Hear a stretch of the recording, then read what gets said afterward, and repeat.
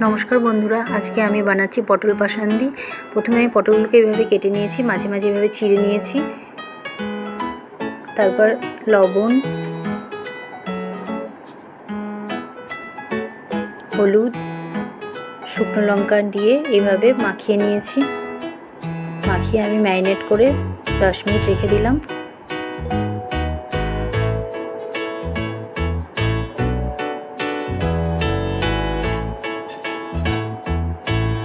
এরপর কড়াইয়ে তেল দিয়ে দিলাম।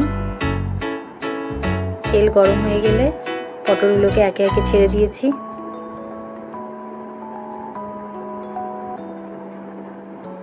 দেখো, এইভাবে ভাজা ভাজা হয়ে গেলে পটলগুলোকে আমি একে একে তুলে নিলাম।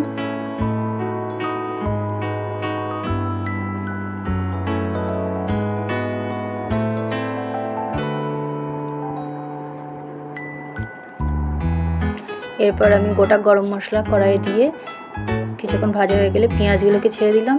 পেঁয়াজ ভাজা ভাজা হয়ে গেলে জিরে গুঁড়ো, ধনে গুঁড়ো, শুকনো লঙ্কা গুঁড়ো,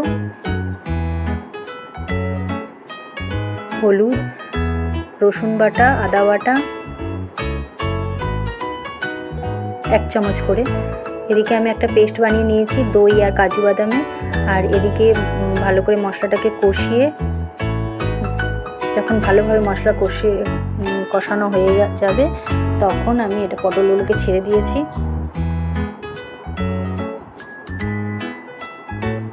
তারপর পরিমাণ মতো একটু চিনিও দিয়ে দিয়েছি।